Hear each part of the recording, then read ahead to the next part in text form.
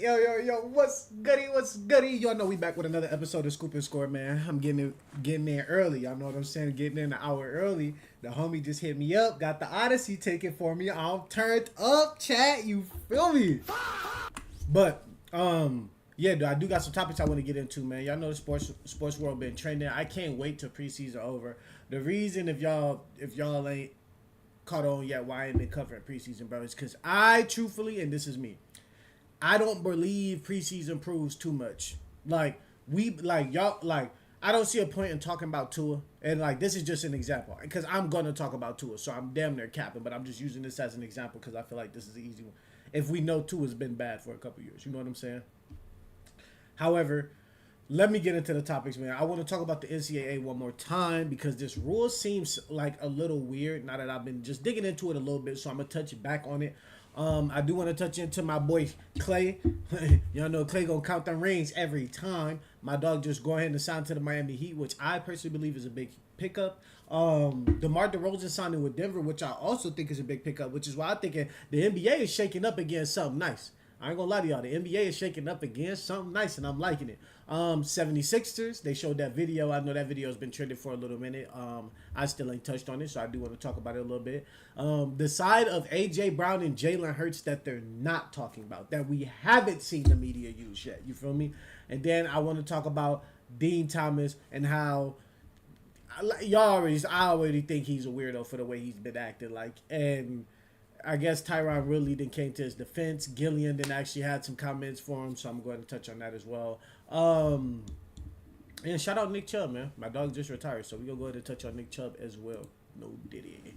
But let's go ahead and check on into it, though, man. But if y'all want to help out the channel, bro, please do me that solid. Go to the bottom of the page and hit that subscribe, bro. I'm climbing slowly but surely. You know what I'm saying? At least keep half the followers up to match as many videos as I'm pumping out because I'm trying to pump out as many as I can. Not lying to y'all. But let's go ahead and get back into it. Let me put this up for y'all real quick. I want to pull up the NCAA 5-year little rule change that does it really. The NCAA just can't win, bro. It's one lawsuit after the next because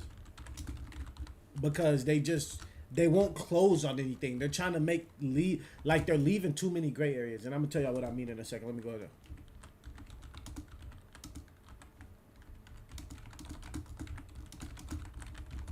Let me get this for y'all real quick. I'm gonna have to put it up on Twitter. Y'all know Instagram be tweaking sometimes.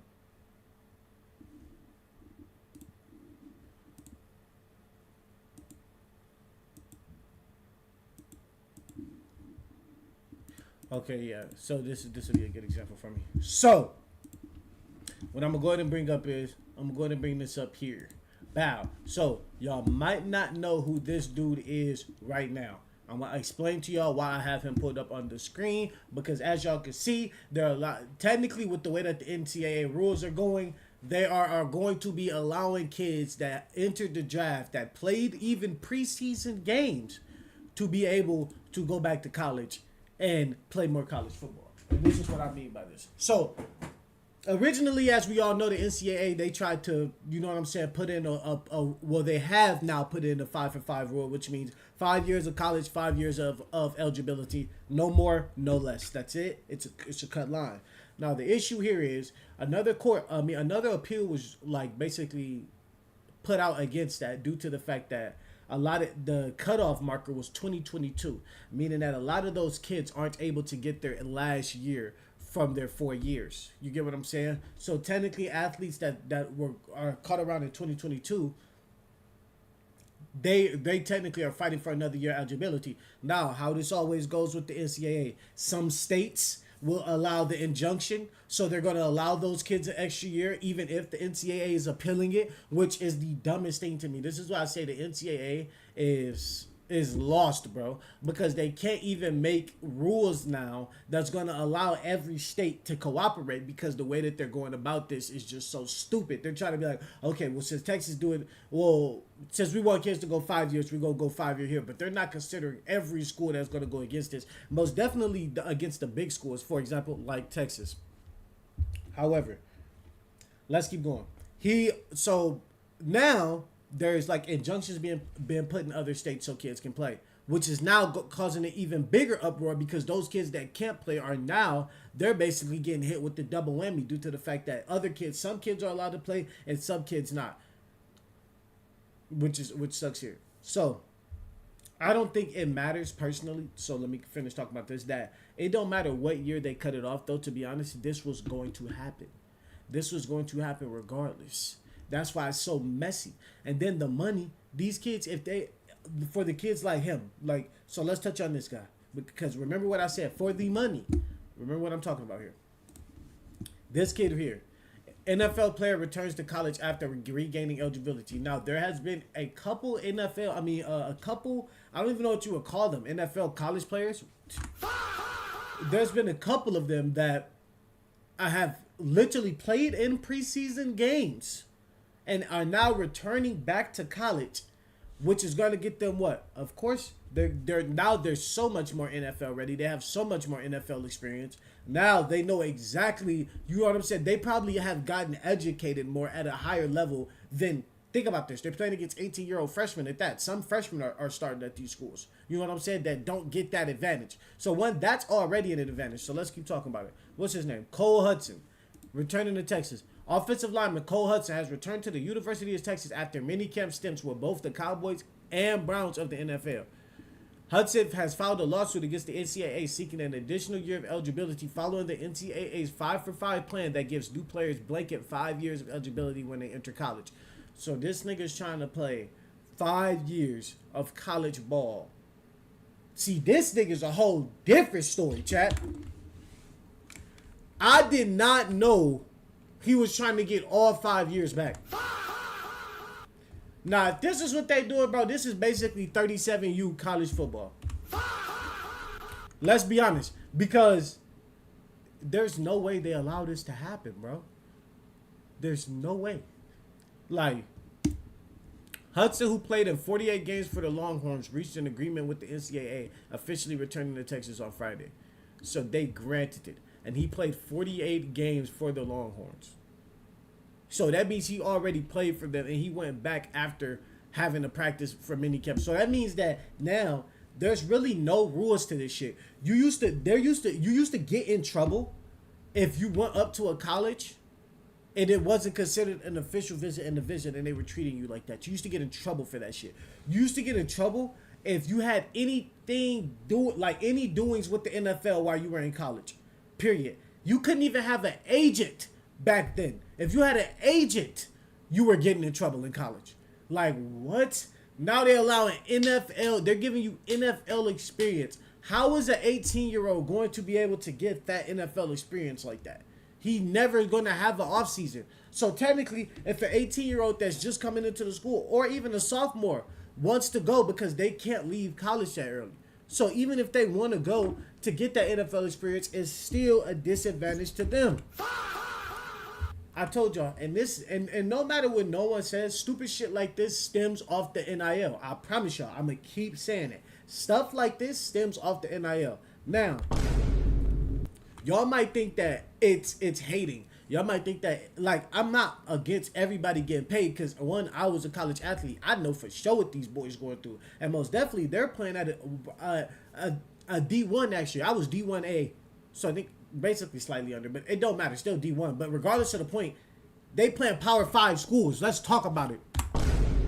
Let's talk about it. These are Power 5 schools allowing basically kids to go get an advantage in the NFL.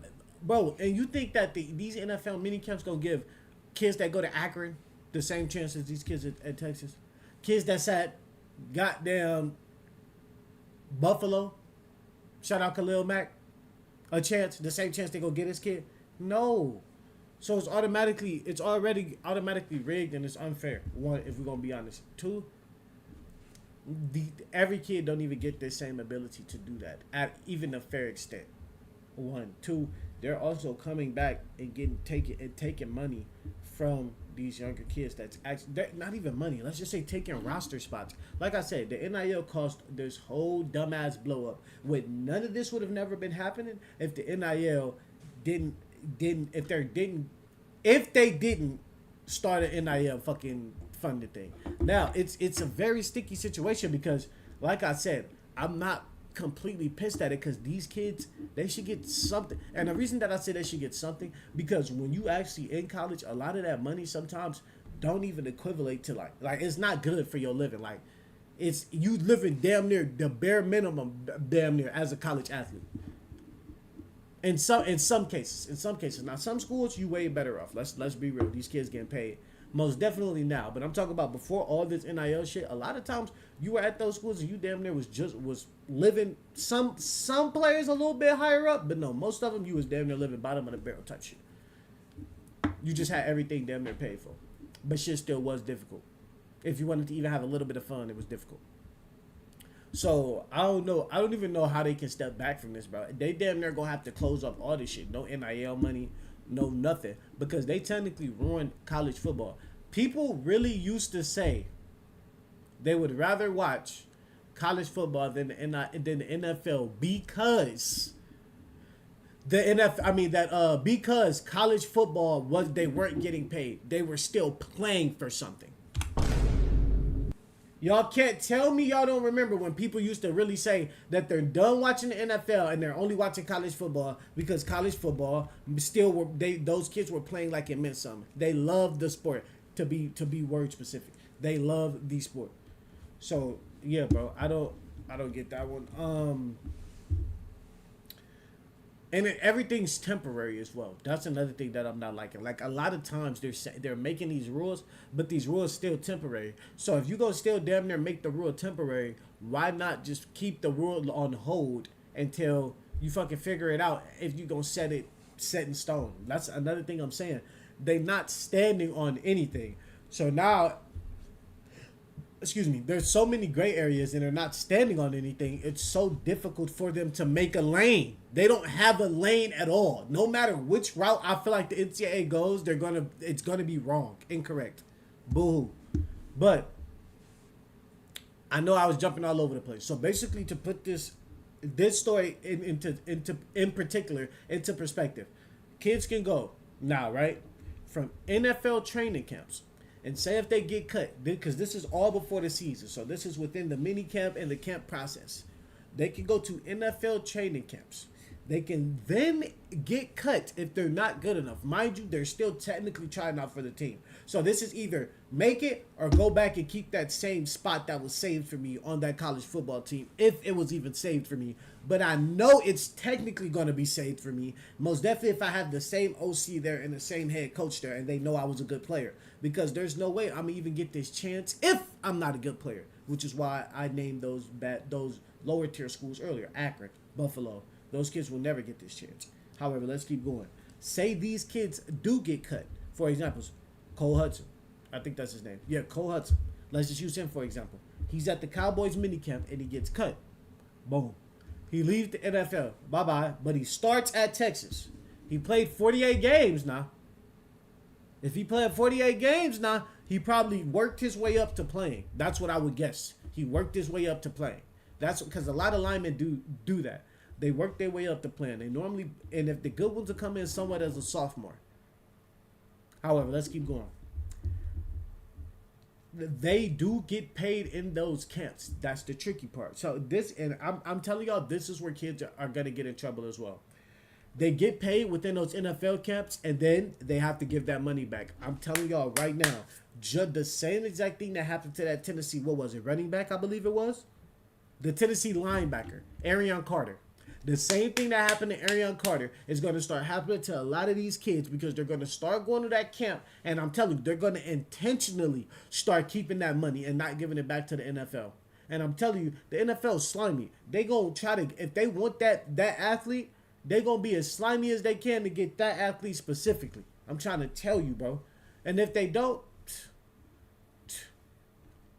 they're going to make it hard. Because like I said, coaches are brotherhood. GMs are brotherhood. Just like the players. But yeah, let's keep going.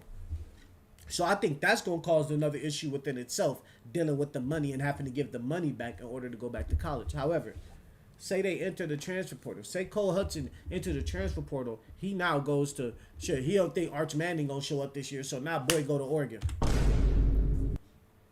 No, all right, bump Oregon. Boy go to LSU with Lane Kiff. He know he getting a fatter NIL deal. He know it's a higher chance he can start because he got the NFL background on him now. And we know a lot of people are giving people jobs off the back, not just off the background, but he obviously knows something if he at Texas. So just from the people he was under, let's not say who he knows. For the people he was under, he's going to get a chance over a lot of kids that's just been working in there. And that's all I'm saying. But I don't know, man. I don't be feeling situations like this. I like I said, bro, the NCAA can't win. They stupid, bro. They stupid. NCAA loses fifth year in court. Josh Charlotte Sweeney denied the NCAA request to block a fifth year of eligibility, allowing division athletes who exhausted 4 years in 2025 and 2026 to compete 27 seasons while the NCAA appeals. And this is exactly what we got going on, chat. I'm telling y'all, bro, the NCAA can't win anything. TJ Harden returns to college and enter the transfer portal. Like, what? Anyone's going to want him. Anyone's going to want him. That's what I'm saying, bro. This shit just, like, yes, and people always say, not at this college, they getting paid. It's a business. Yes, but why did we make it a business is the issue. Why did we make it an issue? I would rather have kids get treated unfairly just off of coaches' bad judgment calls than kids be treated unfairly based particularly off of money. Because now, if I have celebrity kids that go to the school, of course those celebrities gonna wiggle their way so their kids can play some. Give me one celebrity kid that don't play at these big schools, because I can't think of one. So, man, hey. But like I said, bro, they get wicked with that. But I do want to go ahead and move on over to Klay signing with the Heat, bro. Because they might be filling out very well. They might be filling out very well. I do want to look at the Heat's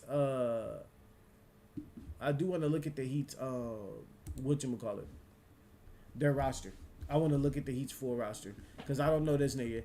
Andrew Wiggins and Klay played together before, so they got chemistry. You feel what I'm saying? Bam Adebayo just dropped 83 last year. Shut up. And they actually shows last year when Bam Adebayo dropped 83, you actually show how Bam can shoot. Bam actually was showing so much more skill last year when he dropped 83. Regardless of what anybody want to say, bro had 30 in a quarter. So y'all can talk with all the dumb shit y'all want to talk about. Yes, about how he passed Kobe with the 83, which if it wasn't Kobe, nigga, if it was Dominique Wilkins who dropped 83, y'all niggas wouldn't be as mad. But it's like we said, it's Kobe. We already done been there, touched on that. They got Giannis Antetokounmpo. Bro, Bam and Giannis probably shooting some of the highest field goal percentage by the rim other than shit like Zion. Y'all feel what I'm saying? Probably other than like Zion. Let's be honest. And then you add Klay Thompson, another shooter. I don't know who this point guard nigga is though. I don't know who this dude is. I'm not gonna lie. But I do want to look at the Heat. So basically what happened with Klay Thompson is the Dallas Mavericks just did a buyout. You know what I'm saying? He had 1 year left on his contract. Worth roughly like I want to say he had a vet min. I want to say at that point, so probably like what $1 million left, 1.2 million. Let's say 2 million. He had like a vet meal of 2 million. Instead of trading him, they bought him out.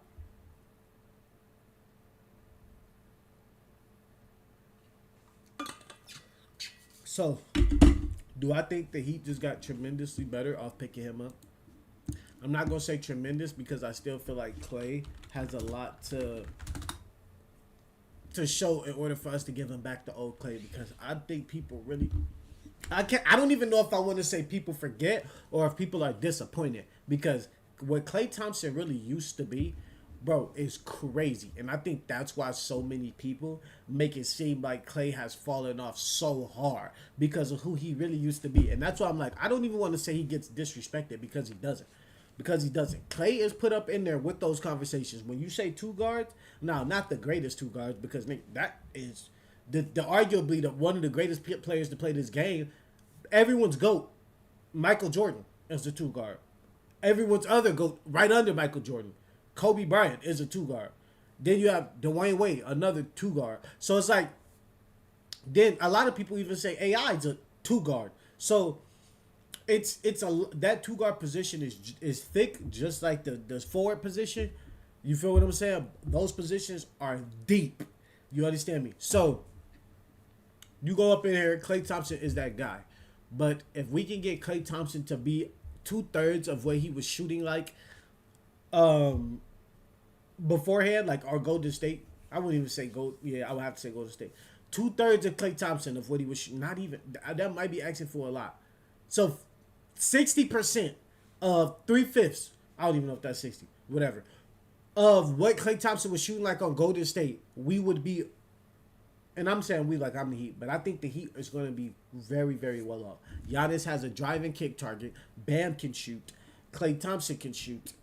Bam has a driving kick target. Klay Thompson. I don't know who else can shoot on this. Tim Hardaway Jr., Nikola Jovic. Okay, so he's actually good. So Davion Mitchell. I feel like, was he hooping last year? I don't remember. I don't know too much about Davion Mitchell. I'm not gonna lie to you. He doesn't sound like someone that I really picked up on. But then they got Bobby Portis, so Andrew Wiggins. So I'm like, who can actually shoot? He's Andrew Wiggins. I would say is what is it? You don't know what shooting you gonna get. He's streaky.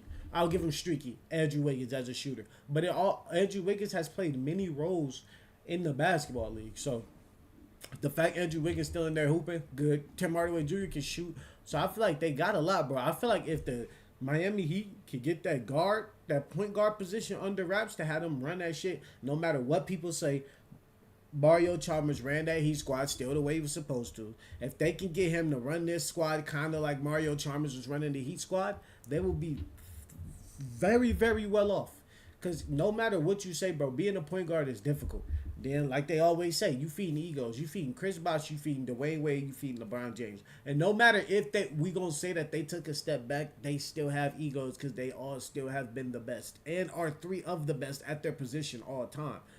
So, if Eric Spoelstra can get them coaching, can get them coached up kind of like that, he will be more than okay. And truthfully, at this point in time, he might. I'm not gonna say more talent because he had LeBron, Chris Bosh, and D Wade, but he's close to having the same talent that he had.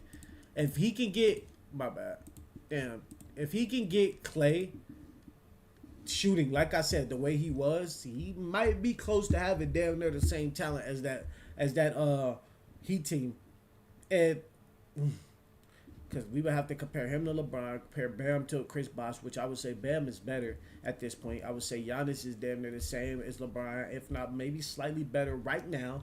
And Klay Thompson, I wouldn't know. I wouldn't say he's D-Wade. D-Wade was hurt, but D-Wade was still him 20 easy.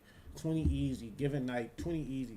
D-Wade was my first ever favorite player in the NBA. So, y'all know I got stupid major respect for D-Wade, even though they be on his ass because of, y'all know what I'm saying, but we ain't even gonna go there. But I think the Heat might be filling out, bro. And y'all remember, I said I had the Heat, I think, third? I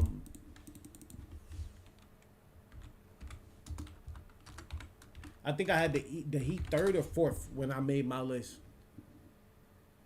I think I had the Heat third or fourth. And y'all remember, don't play. Don't try to hate on me. Yeah, I'm pretty sure I had them third or fourth. Because I think they really got better with that pickup. We forget they have Bobby Portis. So yeah, like I said, bro, they need a guard. If they can get a guard for this is going to be very, very, very good. I'm telling y'all. But for the Heat, I think this means that they can compete, bro. And they can always compete, but they're in the Eastern Conference. I think they can compete. I think Klay gets enough looks in this situation to where he can shoot. I think Giannis is going to draw a lot at the basket. DeMar can draw a lot at the basket, and Bam can draw a lot at the basket. And Klay, he's a great shooter. And I keep saying this. I truly believe, if y'all remember, the LeBron James, Dwayne Wade, they both said they took a vow to not shoot too many jump shots. And I believe, the 2013 season, 2014 season? 2014 season. I think 2013, 2014. Don't matter. They took a vow not to shoot any jump shots. They were driving to the basket, something crazy. If Bam Adebayo and Giannis Antetokounmpo take that same vow, I think they'll be good. Because if you think about who Dwayne Wade and LeBron had, they had Chris Bosh. Bam Adebayo can shoot now. So come on, Giannis maybe not as much. He might have to work on that mid range, but he got Klay, he got Andrew Wiggins. LeBron James had Mario Chalmers who can shoot, yeah. He also had Mike Miller, niggas like that, like Ray Allen, niggas like that. You know what I'm saying? So he had people around him too that can spark when they needed him to. So I don't know, man. I think this is gonna be very, very interesting. But speaking of this being very, very interesting, you know what I'm saying? And I hope Klay, like I said, I would at least want to see at least one more decent season from Klay because, I mean, he a shooter, bro. I think he can turn it on, like I said, because he's a shooter. If he ain't hurt, I believe he got something in him. I believe it. I'm not sure if it's there, but I'm believing it, chat. But yeah, continuing on. I want to go ahead and talk about DeMar DeRozan too, because the NBA making moves like the NFL season out here. Y'all feel me? Because this might be spooky. This might be spooky. Hey, bro. This is spooky. I'm telling y'all right now, this is spooky. And if y'all really some hoopers, y'all know who they disrespecting in that photo. Because Aaron Gordon should be in that fucking photo. They really have a big four. I don't care what nobody say. Truthfully, I'm talking about based off of how well Jamal Murray hooped in the bubble in the season after, before he tore his ACL. Jamal Murray was looking like one of the best point guards in the league. And I promise y'all, motherfuckers can start lying if they want to. Everybody remember people was saying it. I was somebody that was saying it. I wasn't really on the Jokic train yet. But I watched Jokic hoop a little bit more. And I'm not talking about in that season. No, I'm talking about the seasons after when bro really started balling. I start watching Jokic hoop and I say, yeah, he's him. It makes me mad that he's him. But he's him. And it makes me mad because I feel like Joel Embiid and Jokic, that matchup on who would be them would be the great center matchup we need to get centers back into the game. Like, same thing I think what point guards, like, I think if we got those passing point guards that get back to winning, we're going to see what an actual pure point guard back is into the game. But you know what they say. Everything go in a circle. So, we don't know if it can get back to driving, kicking. You know what I'm saying? But, let's get back to this. DeMar DeRozan signing with the Nuggets, bro. I still think DeMar DeRozan got some hoop in him. Now, what did he average last year? 20? What did DeMar DeRozan average last year? 20?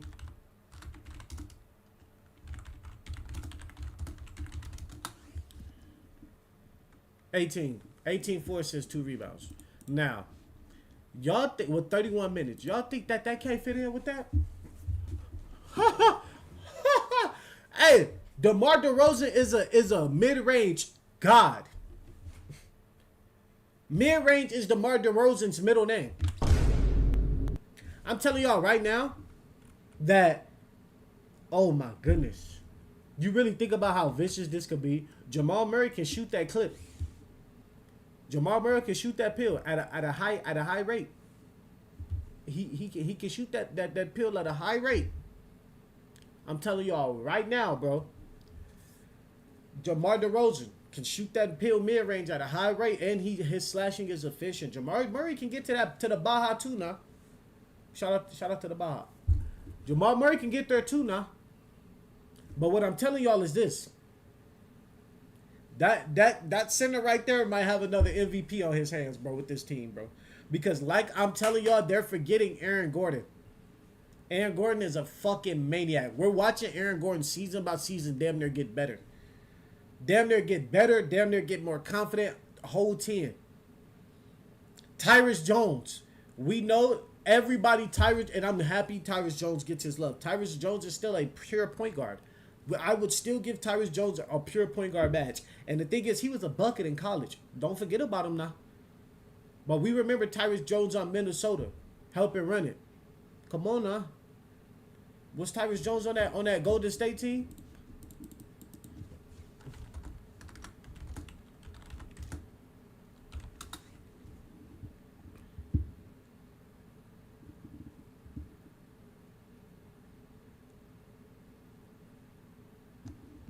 Okay, now he ain't play for Golden State. But yeah, people forget about Tyrus Jones now.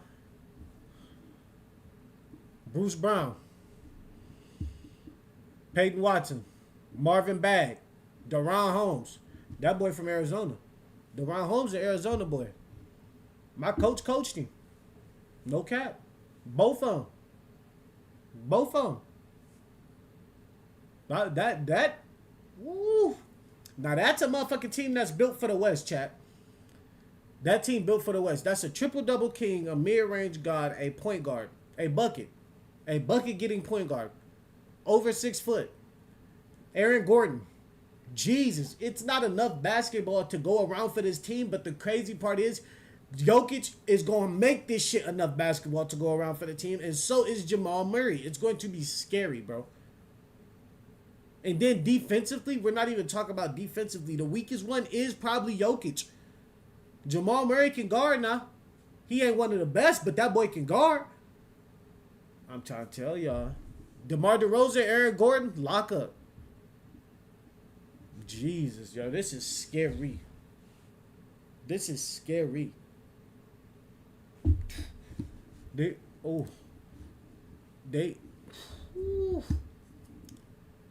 And the thing is, y'all, I be wanting to hate on Denver.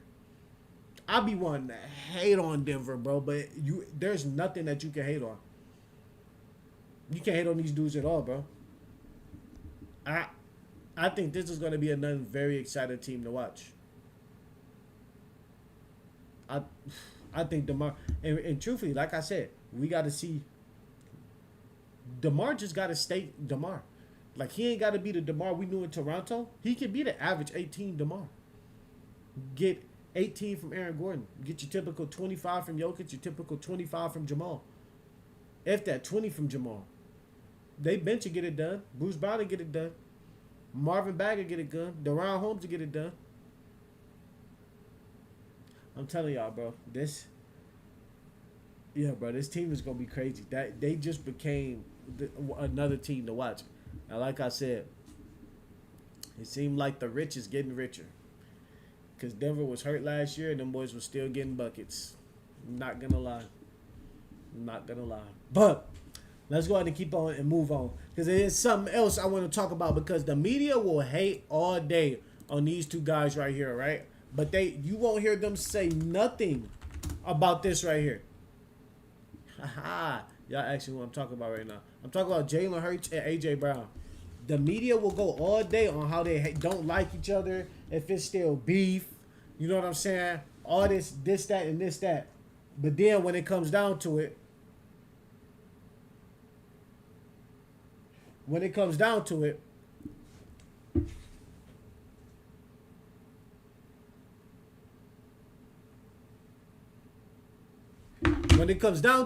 they don't want to show the positivity. My bad, chat. The homies were sending me some crazy. But when it comes down to it, they don't want to show when they actually being homies, when they actually talking.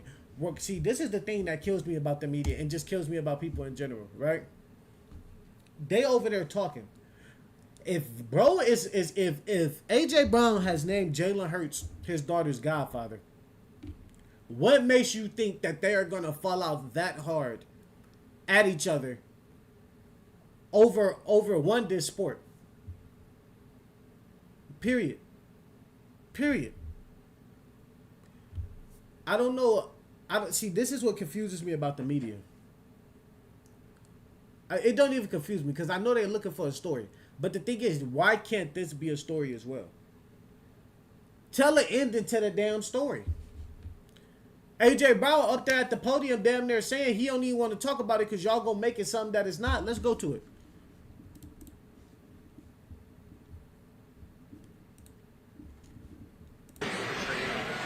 No. How did you leave things with him? Philly, man, y'all are tough, man. Man, it's love. Listen. I honestly, guys, none of that stuff even matters. Yeah, I think you all should want to report something positive. You know, asking the question is going to turn negative. So let's not get into that. Let's keep everything positive. It's love my way, and just move forward. That's all. Have you talked to Jalen? It's simple. That's all they want to do. Both of their demeanors is really not what people think they are. Just because AJ Brown, and I say this shit all the time, just because AJ Brown is more expressive does not mean that he's a worse person. Period. It just means he's more expressive. That's literally all that means. I'm going to say this. there's no they were close for a long time. If someone trusts you enough to name you their goddaughter, right? They're obviously close to that person for a long time. I don't know why people think friendships just fly out the window. And for the people that do stay away from certain friends for a very long time, that shit still hurt. And it hurts for a long time. You can't just cut nobody off and then act like that you've been around, especially your homie that you didn't play football with. Because in some way, shape, or form, you didn't defended him, whether it's been on the field, whether you got his lick back, especially the defense. You know what I'm saying? In the offense, we just love to see everybody else do good.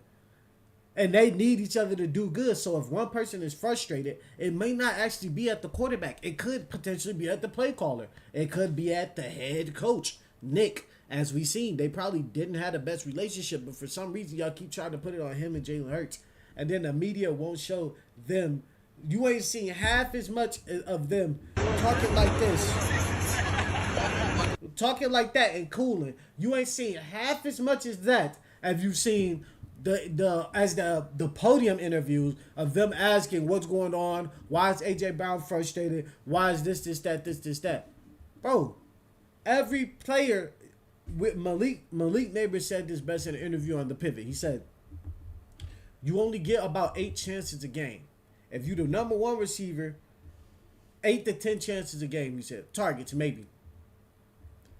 You trying to catch at least 8 of them. So if the and about 4 of them, quarterback probably going to throw a bad pass. He was just breaking it down how it can be frustrating because they don't get that many attempts, which is facts. This is the NFL. You're going against the best players ever. And if you a great player and can make great plays like we know AJ Brown can, you going to get frustrated because you not helping the team. It don't necessarily always got to be on the coaches. Now, this is what I'm saying where I hope they stay good. Just as they don't and like a new scenery sometimes is what people need. They probably have no beef. And if they do got beef, they're not going to bring it to the media. So stop prying at it. This is that weird shit that throw away friendships. Like, and this is the type of media weird shit that I believe got in the way of Jason Tatum and Jaylen Brown. Truthfully. And I promise y'all the media is undefeated when they do this shit. I don't know no 2 players that have beaten this theory right here. They always go at each other. All of our greats. Shaq and Kobe. Michael Pippen. They got Jalen Hurts and AJ going at him if you want to consider them great. I know a lot of people wouldn't consider Jalen Hurts great. You got who else? I was just thinking of another one that was just going at it. They said they didn't like each other for real. Yeah, I can't even think. I said Shaq and Kobe, Jason Tatum, these 2, Mike and Scotty. Yeah, Jaylen Brown, Jason Tatum, Mike and Scotty, Jalen Hurts. Yeah, bro, it's insane. It's really insane when you think about it. KD and Russell Westbrook, like, they ain't get it done, but they're 2 greats. Like, they had the beef. You know what I'm saying? So it's like, I don't know, bro. We make it, and now, if y'all really think about it, this type of media attention that they, like, and I'm using these 2 because these 2 is a great example because they're not showing the behind the scenes of them talking, them getting along. They probably squashed that shit a long time ago. We had never know. They probably still got beef. We had never know. But if y'all pay attention now, they're doing this shit to Chet and Shea. And they're both handling it right now well. But I don't know how well they're going to handle it because the way that people try to interpret Shea's words, they used to love him. And you know what people say, when you win it, people going to love you. But when you lose it, people going to hate you. That's how it go. So I wonder how Shea and Chet's going to play out. Are they going to play out like AJ, like they were making AJ Brown and Jalen Hurts seem? Or are they going to end up being able to overcome that shit like they should be able to? Because I think that they still close homies, to be honest. Like I said, you don't just make anybody your godfather. Your daughter's godfather for no reason. You don't make a bad person your daughter's godfather. You don't put people around your kids that you don't trust. And I don't even have kids. I just got homies that I know don't even play. They ain't going near somebody else that they don't know without. You feel what I'm saying? If they don't trust them.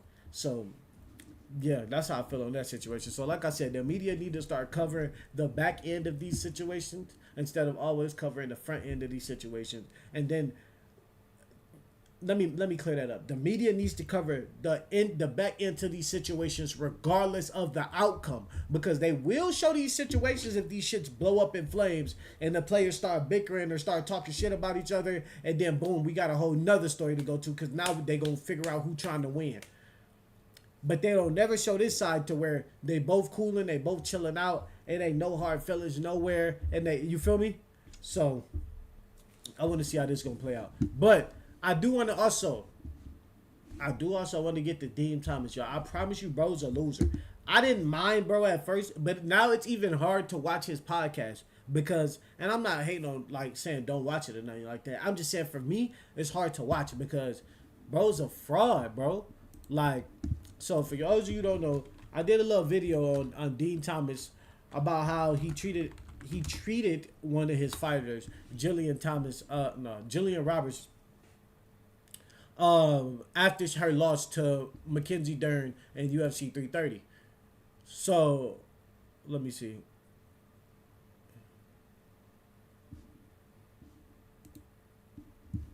Been working together. This really is our belt more than. Let me see. Let me get to Gillian's response.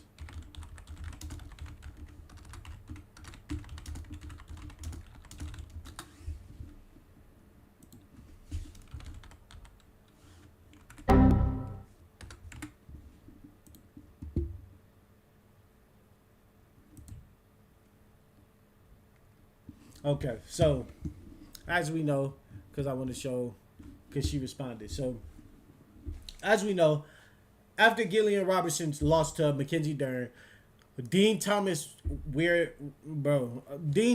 on like the panel basically after the fight and was talking and basically was like, "Hey, I retired. I'm not going and I'm not corner coaching no more because I just can't do it. I just can't do it." Basically blew up like a whole woman. Now, this is my thing about situations like that. That showed a real side of coaches sometime, and that was my point I was getting to. Some coaches really blow up like that at their players all the time. And when it comes out the locker room into the situation like that, you could just tell that they're too comfortable doing it. And that's my issue. Like, there was probably something, I would imagine that she had more coaches there, and Gillian probably was listening to those other coaches over him, and Dean probably felt the way. So then he goes and does this extra shit like he did after talking about, "I'm retiring as a corner coach. I'm done retiring." Now, this is what makes it weird. The girl just lost. He took her moment, like he keeps saying. But then again, he's been training her since she's younger. We already broke this down, right? But this is what makes it look like a cornball. Gillian responded after, which I never got a chance to talk to y'all about. She responded to his comment saying, "I didn't see any sign of what was going to be." After the broadcast, he said, "I will address this in the morning," followed by going on. She said he did reach out to me privately at 5 p.m. and then sent me a voice message apologizing around 7:30 p.m., to which I have not responded due to comments he has made since the broadcast. Privately to my team, that led me to believe there is not much weight in the apology, such as me doing that publicly was more so for TV purposes and rating. I don't think there's a conversation to be had. I'm good with everything. The people who sign my checks are cool, and that's what I'm saying. Like I said, bro, you took 15 years away. And the fact that you said the shit was for publicity purposes when Shorty just lost one of her worst fights and you've known her for that long, you're a weirdo.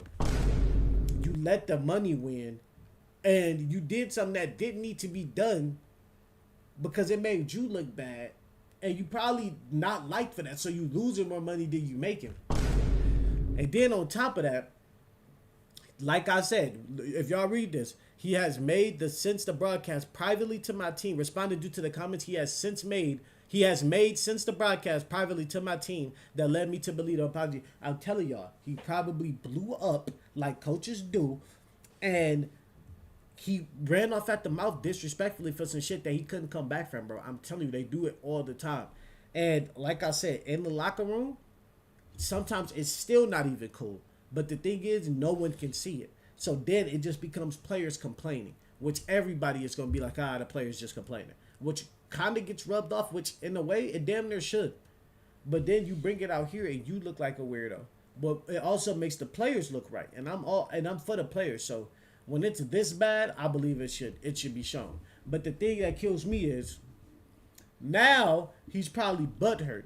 because he went back on his podcast basically, right, and was saying how he is gonna be a corner. He's gonna be a corner coach for Sean Brady in his upcoming fight in November. So that's weird because he just said, I'm retiring as a corner coach. I'm retiring as a corner coach when Gillian Robertson fought. But now he's saying that he's going to go corner coach for Sean Brady. That leads me to believe that there was more smoke in the air than they both are letting off. And she even still taking the high road saying the comments he made to my team and me privately. I'm telling y'all, those comments were not cool comments from Dean, and it was probably him blowing up before he went out there on the live air. Like, it wasn't no just for rating shit. That's bullshit. I think that's complete BS. Complete BS. He did that because he was in his feelings. Because I personally believe if I had to make something up to make this make sense, Dean Thomas was telling Gillian something during the fight. The other coaches was telling her something else. Dean Thomas didn't like that Gillian was listening to them, and the plan obviously wasn't working, so he probably had a right to. But then he didn't handle it right at all afterwards. He went running off at the mouth, and then he went to the broadcast still pissed off, didn't take enough time to cool it down, said some dumb shit, and now he's in his water. But the thing that gets me is he went on there, apologized, and did this, did that, did this, did that. She makes these comments, and then he goes. It seems like he always trying to win something, like he petty, like he's trying to win something because Jorge Masvidal called out Dean Thomas on their podcast, called him out because once they heard that he was about to coach Sean Brady corner, they were like, "Oh, I thought you don't coach corners no more. I thought you're not a corner coach anymore, weirdo." I'm telling y'all, bro. He's a weirdo, bro. I'm telling y'all. Bro, I've lost so much respect for dude. But let me see. Because it was Dustin. This is it right here.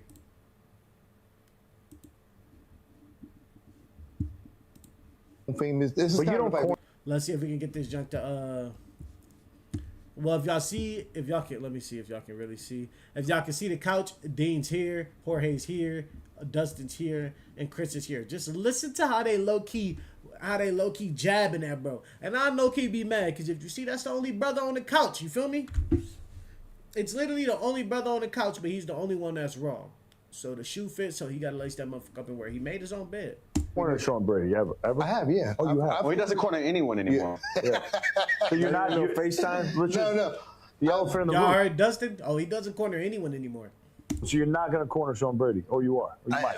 Oh, you are cornering him? Well, come on. What?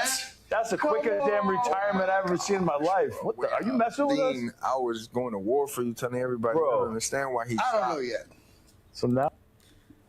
Going to war for him. The homies defending him right or wrong. That's why, like I said, y'all heard me say this before. I rock with Jorge Masvidal. Something about him just give me like, if you in my circle, like if you in his circle, he real with you. You know what I'm saying? He might have a couple ways about him. Every homie does. I promise you. Every one of the homies got a way about him that's just them. You feel me? But I feel like Jorge Masvidal, real. I feel like Dustin Poirier, real. Like I said. No shots to Chris Weidman. Like I said, he just feel like he bought a book a little bit more. You know what I'm saying? No shots. You feel me? But like I said, Jorge Masvidal, bro, he rubbing his face. I was going to bat for you, bro. I don't know why Jillian Robinson is upset. I don't know yet. That's crazy. Dean, Bro, you confused me. I don't know yet. Sean Brady. I don't know yet. I can't save you Dean. anymore, I'm Dean. confused now. I can't support it, Dean. I'm confused now. I asked you on the show, right? I said, you're not cornering anybody? Well, you said no. I said, listen, but Sean let's Brady. do it fresh, man. You Let's said I'm helping them. I'm helping them out. We got to see. Okay, all right. We got to talk. We got to talk about see if they can bless my cash app. No. Oh, so you're negotiating. Second and third. Negotiating. Unretired. Yeah, it depends on them ducats. Sean Brady. I'm telling y'all, bro, he does everything for money. Did y'all just hear him? It depends on what my cash app is. It depends on the buckets. Now, look, I understand getting to the money. But when you really on cornball timing like that, bro, it kills me, bro. Sean Brady. This kills me, bro. That you could be on cornball timing like this. I don't get it, bro. And then he's just completely open and okay with it, bro. Like I'm, bro. This, like I said, this is just weirdo coaching activity. And then all the homies, it's damn near on the couch telling bro openly like, nah, bro, I don't know if I can get behind that. Like, this what I mean. People don't really be listening. These motherfuckers just be talking. They literally telling him like, nah, bro, I can't get behind that. Damn, I went to bat for you. That is disappointment because you own BS, fam. That's not them laughing with you about what's going on. That's them disappointed because you pulled really some weirdo activity. Let's keep going. Like I said, they were looking out for their mans, but they're telling their mans the truth. This is why I said, this is why I said I rock with them. They're telling their mans the truth. Weirdo. See, this is what I'm saying. And the thing is, I used to like bro when he was fighting. This the thing. It's like the people I used to like just start becoming weird, fam. Like they weird. Like bro got knocked out by me. That's what I'm saying. The Nigerian nightmare. You feel me? You know what I'm saying? That's my twin. But no, look. Tyron Woodley want to go over there talking about people going too far. This my dog. I'm standing by Dean Thomas. Anything he say, I'll fuck somebody up. Look, bro. Let's see. I stand on what I said and I ride for my dog. That's my brother. I'll fuck somebody up over Dean. I'll say the same shit to your face. That's how I feel about it. One, ain't nobody fighting you, fam. Why would somebody fight a UFC fighter? You going to jail, 1, 2. Or somewhere else. But 2, that's not right. Like, you weird. Like, now, it's a different thing of I always got to stand by my dog, but I'm going to tell him when he's wrong. But that's not something I need to tell him on air. Easy. Easy. Easy. You don't got to do nothing else. Hey, look. Hey, hold on. Hey, look. No, Dean's actually my friend. I don't really want to have too many conversations about him because I still haven't even spoke with him myself. So I'm going to just leave that Dean conversation where it's at. Oh, hold on. Yeah, about the situation with Dean and Gillian Robertson, I ain't really seen what happened yet. You mind telling me what happened? I don't know what happened. Oh, yeah, damn, that's my brother Dean. Bro, me and Dean go back. I really fuck somebody up over Dean. Oh, man, he said that? Okay, I'm gonna just talk to him. I'm gonna see what really happened. You know what I'm saying? I'm gonna see what was going on. 4 ways right there. 4 ways right there. One of them was a lie, yes. You obviously know what Dean did if that's your homie, bro. But you could have easily lied your way out of it. That's the thing, bro. People want to look tough.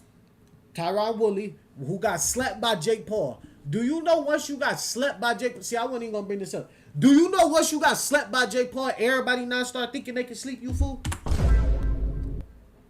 Everybody start thinking they can sleep you once you got slept by Jake Paul.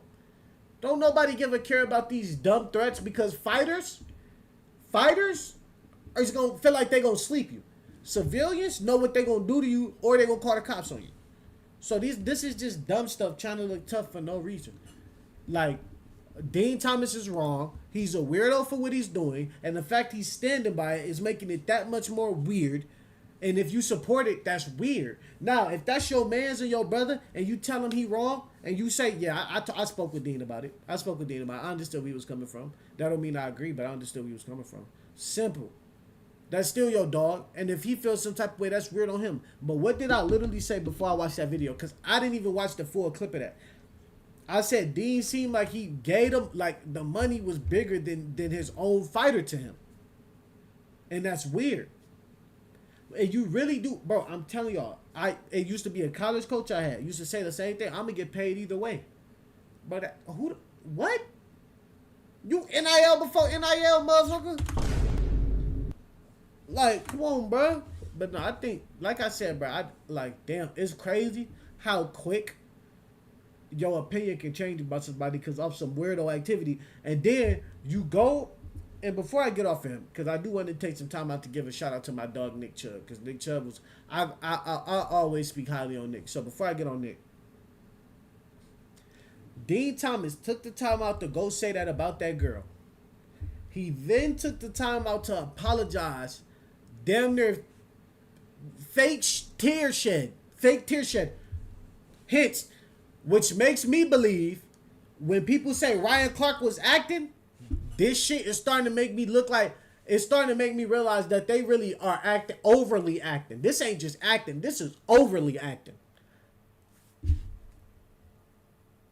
Then your fighter come and say she don't forgive you, so you say, oh, she don't forgive me, so I'm gonna do this anyway. And then she say she don't forgive you because the voicemail you sent or whatever you said didn't seem like an apology. Hold on.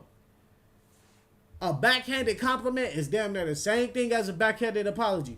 Hey, I am sorry. I didn't mean to talk on your name like that. That was just me speaking out of frustration. That don't mean it was right. I hope you can forgive me. Wow. This nigga probably the type of person that apologized like, hey, I do apologize for what I said on the panel. However, you did have me very frustrated because you weren't listening to me, so that's the only reason I reacted like that. Get him out of there. He's gone. Bozo activity. I'm done talking about bro. I don't rock with him. Just think, I'm gonna go coach. I'm gonna go corner coach the dude. I ain't gonna go corner coach the girl I've been coaching for 15 years. I think that's the highest she can go. Nigga, what? Justin Gaethje done lost multiple title fights. This nigga the champion at the White House. Backflipping off the cage. What are we talking about here, fam? What are we talking about here? This is what I'm saying. People be ungrateful in the positions they in, fam. You should be happy that you got her that far and be willing that she wants to go further after the defeat. Your mental is weaker than your fighters. How? Shit crazy. Crazy, bro. But y'all know I gotta move on over to my dog, bro. Hey, if any of the homies, if y'all talk to any of the homies about what I say about Nick Chubb, bro is one of our last standing pure running backs.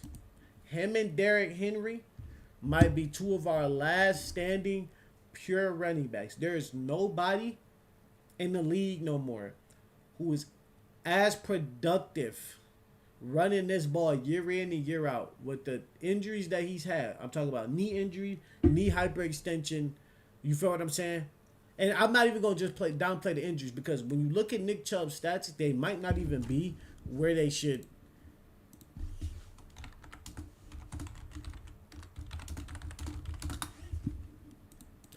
When you look at Nick Chubb's rushing, they're probably not even close to where they should be.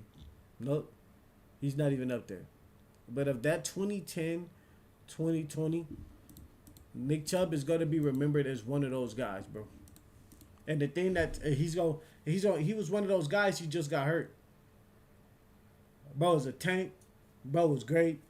Nigga retired, which I believe now he should, bro. I believe Nick Chubb has been injured out, bro. I would hate to see him get hurt again.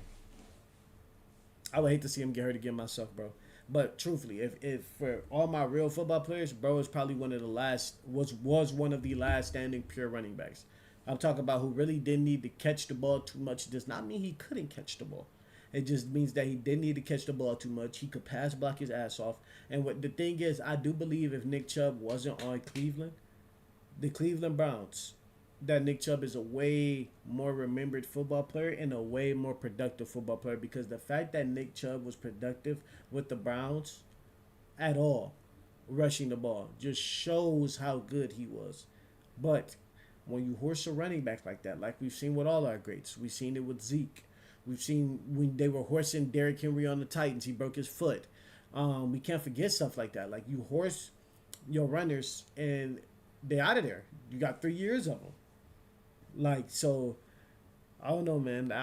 This would suck for me, bro. This would suck for me because you like to see the pure. You just like to see the adverse running backs. You like to see the running backs that block, that got power. You like to see the running backs that finesse, that, you know what I'm saying? Like, Saquon Barkley's are all around. I was just having the same conversation with my homie about who would be one of the top running backs that I've watched in my lifetime.